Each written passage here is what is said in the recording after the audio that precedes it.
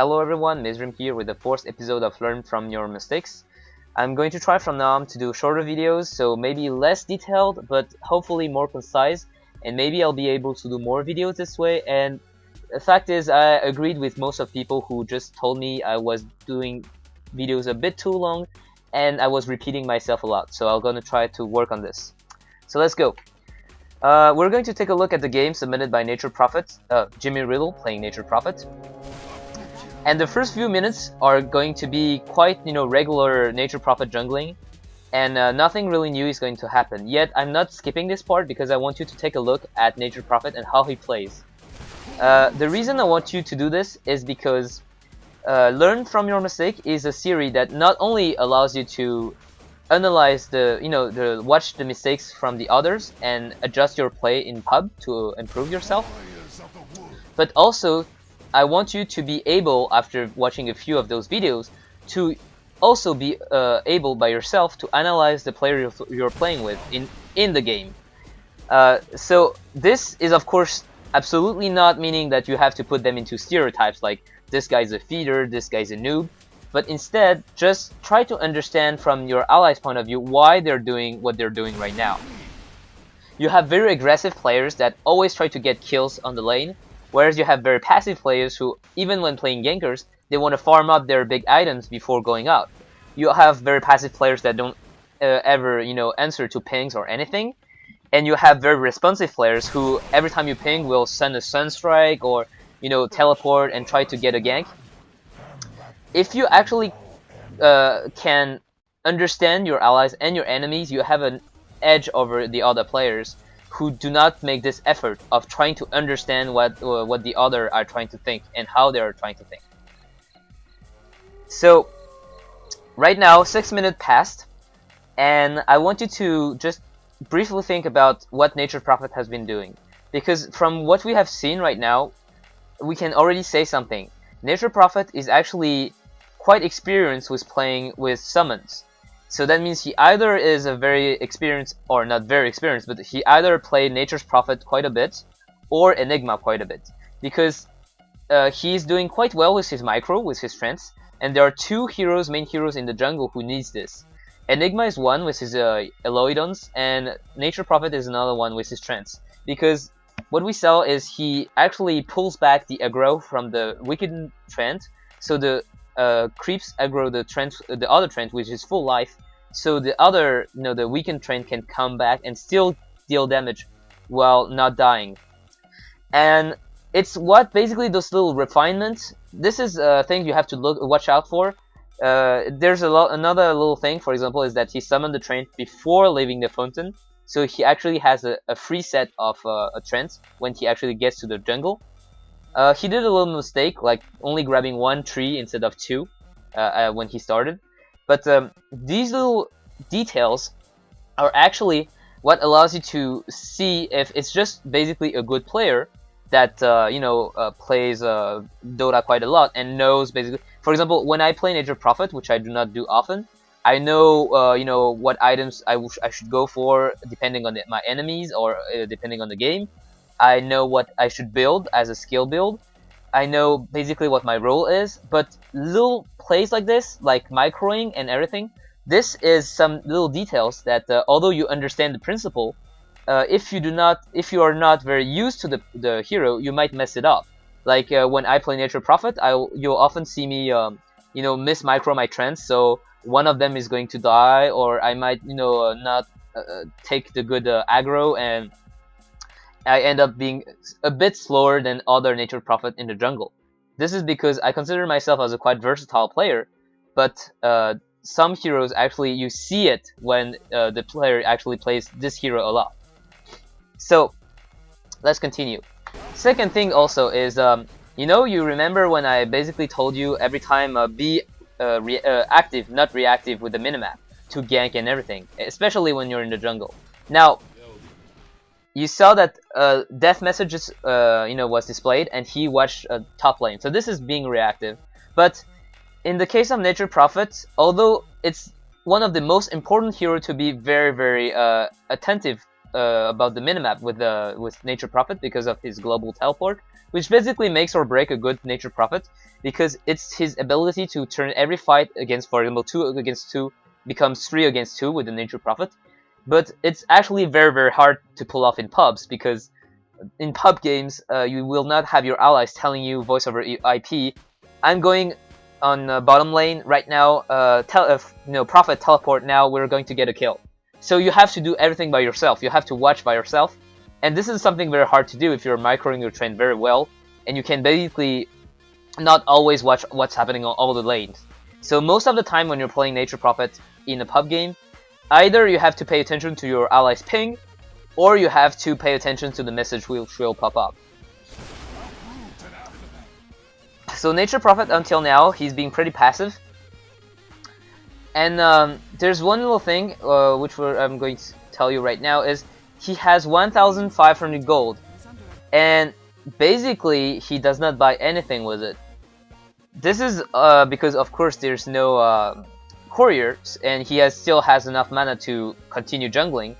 But sometimes if Nature Prophet, if you get some very good early game items, you'll be very powerful. For example, one of those items is we often see in competitive play, maybe not so much now, but some Nature Prophet you should just rush earn, so they would gank very early on, and every time they get a kill, or their ally get a kill, they get an earn charge. So this allows them to heal their allies, so their allies can keep laning and not go back to the base to heal.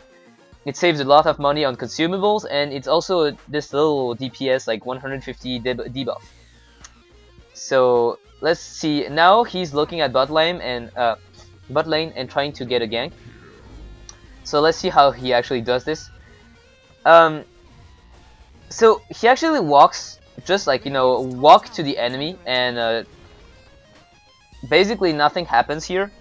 So this is almost not like a gank, and then he's going to come back around and try to do something with Enchantress. Now, this was a bit like like in the last video with Ogre Magi, he held on to his Sprout. Sometimes you might want to hold on to your Sprout in case something bad happened or anything like this, but in this case he missed a kill. So now we see that he's switching his attention to top lane, and he's wondering about whether he should teleport or not. And he's going to teleport very late as Nature Prophet. And you're going to see that this is going to cost them the kill. So why does he teleport so late? Usually in pub games, you do not really trust your allies. You have no vision. You have no ward of the river. You do not know who's here, who's not. So he just waited to see if Viper and Dragon Knight were alone, and now they're actually going very far deep into the enemy base. And thing is, they're both going to end up dying because of this. So Viper, as as usual, every time I have a video, we'll have one of those, which is over aggression and overextension, and he dies.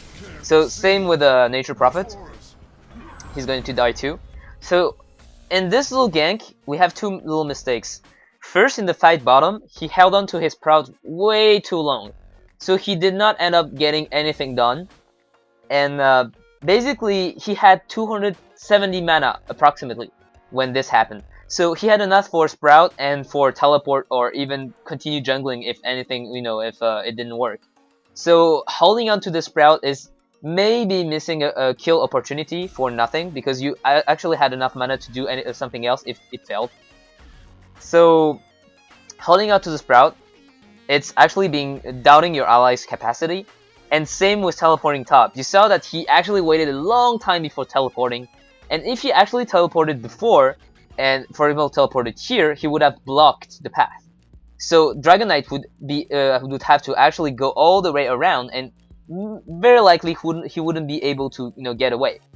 So he could have teleported here, sprouted directly, and even if Dragon Knight had a hatchet or a tango, which allowed him to eat through the trees, as we could see here, he would have been blocked by Prophet here, and thus giving a kill.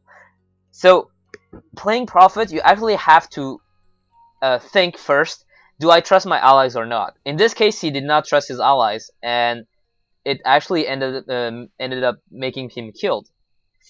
So let's continue. Now we see that he's going directly for this power tread. It's something I disagree with because Prophet has mobility without power tread. He can just teleport all around. And power tread basically gives him movement speed that he does not extremely need compared to some other.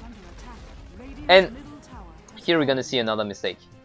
So he sees his ally coming in and waiting. Stop. See how long he waited into the base? He's still in the base. That's 48 seconds. He actually, spent all his money, and it's almost like 1 gold per second. That's almost a full minute, or at least like 30-40 seconds, where he stood in the base watching here. Like, no. You want to pay attention to the team fight, right? But you do not want your hero to stay passive. Teleport does not cost 400 mana, so you do not gain anything from teleporting from the base. It only costs 50, so whether you teleport from here or from here, you're only going to lose 50 mana. And 50 mana here is not vital.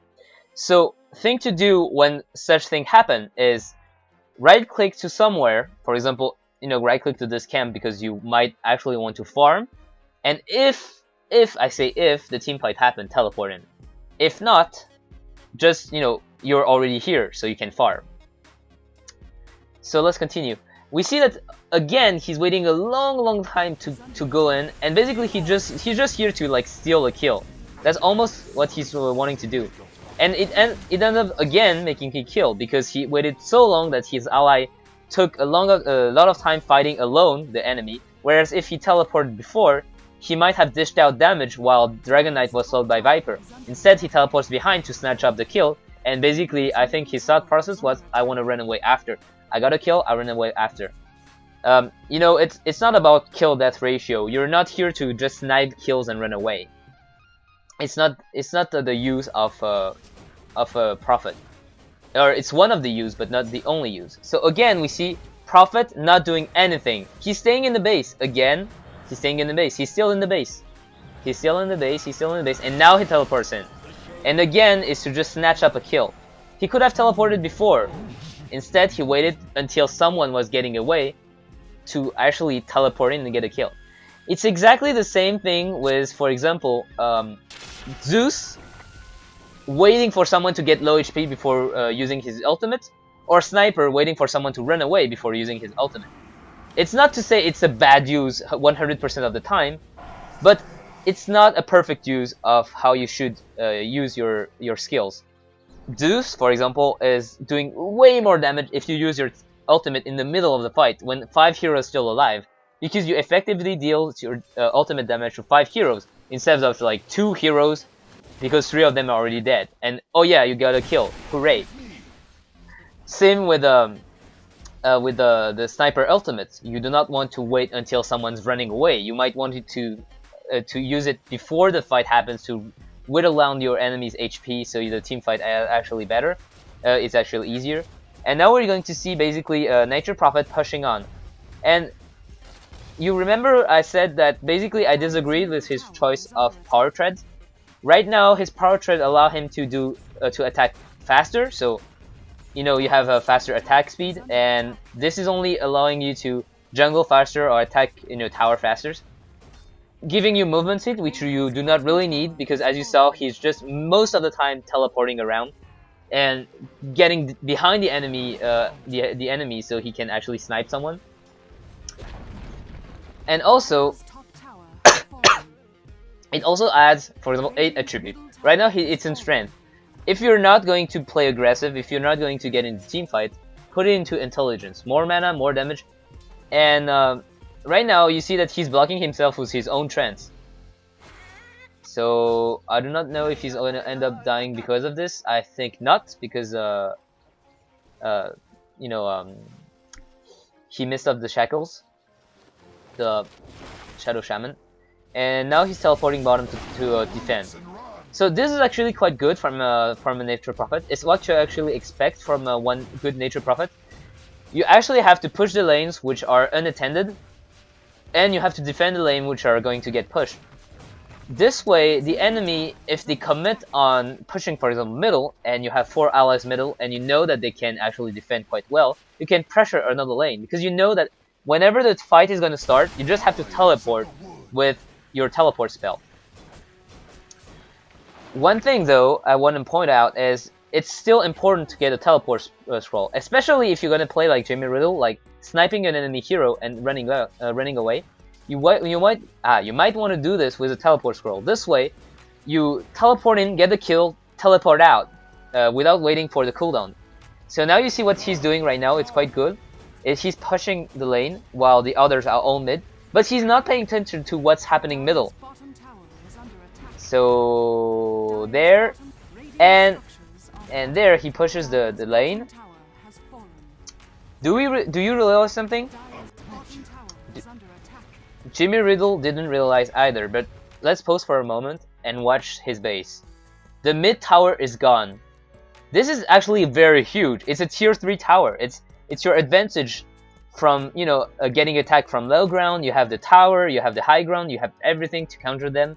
And now this advantage is gone. If they actually go in and actually manage to set a foothold here, you actually have to fight on even terms. Whereas when you had the tower, if they stayed there, they were under the threat of a tower. Plus, if ever there was any hero with invis, such as some Shadow Fiend like to go for Shadow Blade, or Invoker tried to Ghost Walk to run away, they would have to deal with the tower.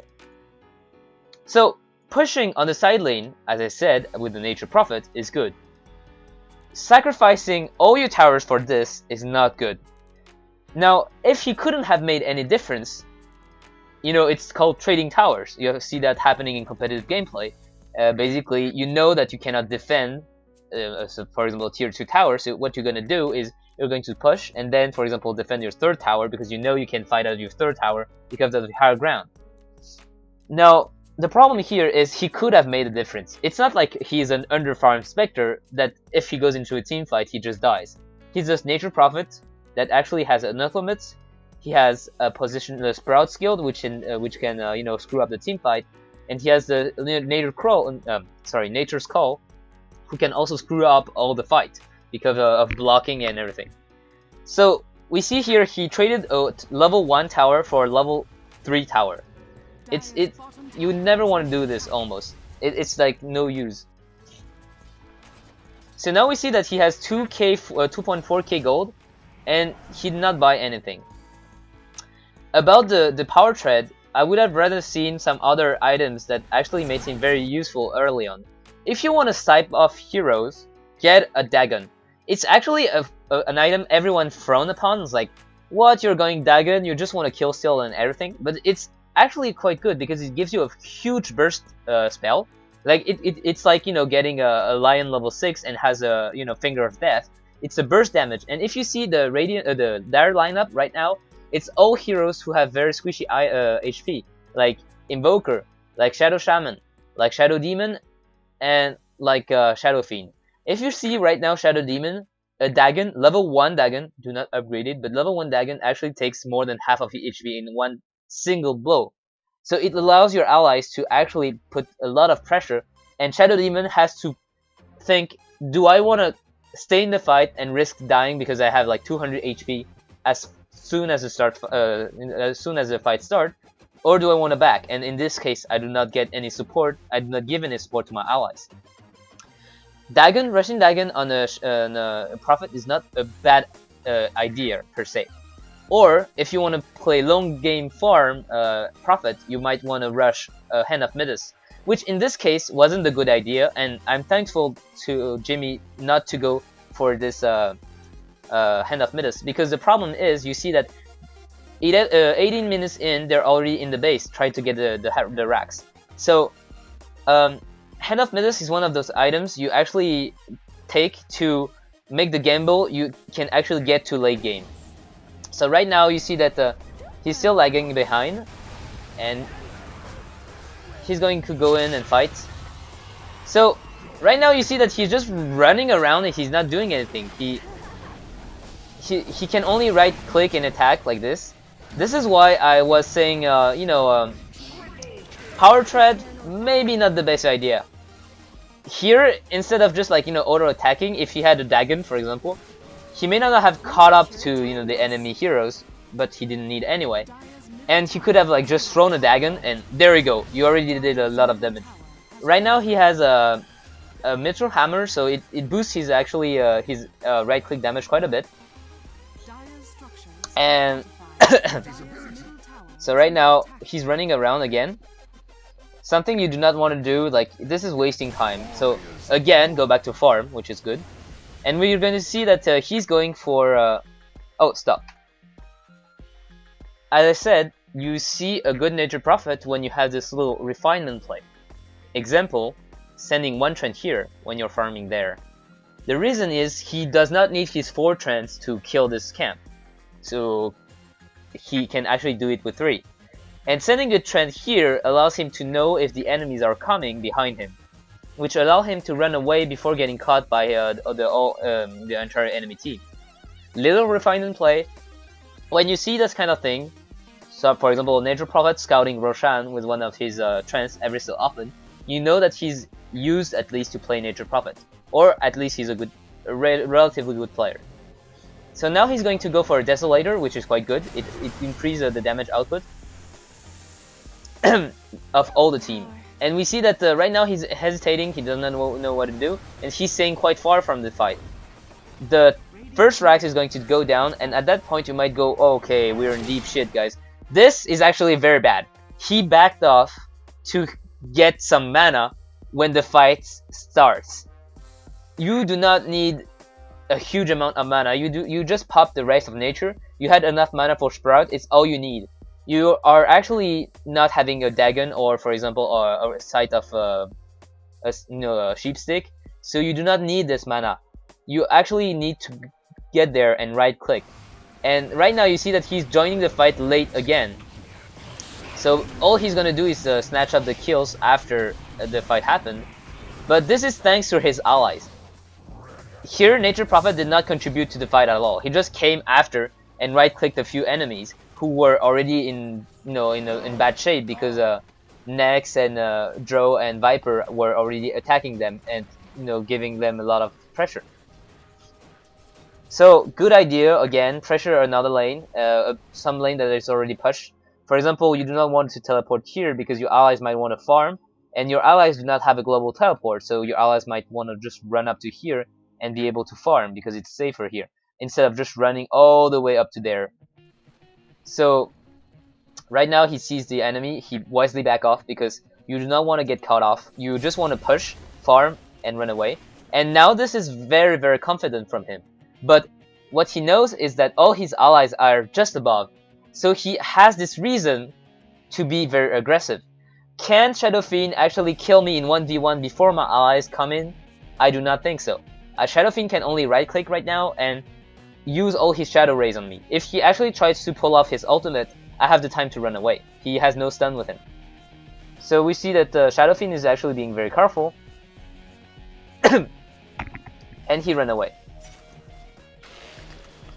But he still ended up dying. I do not know. He did not choose to teleport, and instead he died this way. So Prophet gets the Desolator. Desolator is actually a very good team item because basically it allows all your right-click heroes to do more damage. And right now you have Viper, which deals physical damage. You have Nex, which deals physical damage. You have Draw, which deals physical damage. You have Enchantress, who deals pure damage, but you also have her auto attack, which deals normal damage as well. So it basically boosts the damage of all your teammates. So good choice here. And you might say, well, this Nature Prophet does not have a whole lot of HP, right? He's very squishy. He actually does not need that much HP because if you position yourself well, they do not have they will not focus you first. And since we see that Nature Prophet is actually getting late to the fight most of the time, it's he does not really need to have this much HP. So here, instead of walking bottom, he could have kept farming, especially the mid lane. Push the mid lane because the mid lane have mega creeps. So you see right now on the minimap, here the towers are taking damage. So team fight happens, and we see that Jimmy actually watched around his hero. So when he was here, he was only watching this part of the fight. He does not know what's happening here. He does not know if LFYM is almost dead or anything. But the team fight is going to happen quite well. And they end up killing 3 with losing only Viper. Killing 4 with only losing Viper. So right now, what he could have done is teleport top. Oh, actually no, the teleport is on no-cooldown. So what I wanted to say just before this is your Nature Prophet, you see all the enemies are here. Keep pushing this lane. Don't worry, keep pushing this lane. If the fight happens, teleport. Or if you think that the fight is gonna happen, teleport. Do not walk to here. It's like no use. Keep on farming. Nothing happened. Keep on farming. Keep on farming. So right now, they're just gonna keep pushing up, and he's gonna teleport to heal up. So now thinking about the next item, and he's gonna go probably for an Orchid. He gets ward. Very interesting. No one's getting ward in this game for 28 minutes, but he's getting some. It's never too late to get wards, even if you're a carry or anything. You realize you're getting the upper hand, you have this little 300 gold you can spare because you just bought an item and you still have 200 gold. Buy some ward if you have the slot. You buy the ward, and this is a huge tactical advantage that you just give yourself for 200 gold. Just because he's gonna teleport here, and he's gonna wait up for his teleport to go on cooldown. Now you might say, why didn't he teleport here, put the ward, and start farming? It's actually quite safe to teleport here because the enemy don't have vision over high ground, and except if you auto attack someone, they won't see you. So you put the ward, and 20 seconds is not that long, so you can actually teleport after this. So again, Nevermore being too cocky, overextending, and he's gonna die alone. You'd never want to get caught, 1 against 2. If you're like, you never want to get caught far from your lane, far from your base if you have a Nature Prophet on the other side, because chances are someone is going to teleport, and someone else is just going to teleport, and Nature Prophet is going to teleport too. You're going to be 2 against 1, and this is one of the big mistakes you see from pub players. They want to deny the tower or defend the tower, and they just don't think about the team play. They just go teleport, defend the tower, I ping, everyone come, and they teleport alone, and then no one comes, and he's gonna flame his ally saying, "What the hell, guys? I told you, come and defend the tower." And now he's just gonna die with 1 against 3 in like 3 hits, and the tower's gonna fall as well. So you basically wasted 135 gold, 1 teleport scroll, 60 seconds of teleport cooldown, and you gave them a kill plus a tower. Same thing with the Invoker here. What does he think what is he trying to achieve? He's only trying to harass, and he might very well die because of this, which is what's gonna happen. So again, giving a kill for nothing. There's nothing he could have done here. No kills he could have snatched. No, he was not delaying the enemies for a team fight because there was only like 1 guy top or 2 guys top with him. So now trying to catch up the Dragon Knight, but teleporting at the wrong place. So running around. And he keeps farming, and he sends his friends. So we see that a little problem here is Nature Prophet. We see that he actually stops when microing his friends. So this shows that he still has a little bit of issue with this. You actually can, send your trends very fast if you actually click on the minimap. Like click on the trend, click on the minimap, click on the trend, click on the minimap. You can actually get to send your trend very quickly and still play your hero right after. So here they're wondering about fighting or not. They don't want to like let Roshan go. But Nature Prophet see that, okay, everyone's at Roshan, fine, I'm gonna push top. Good choice again.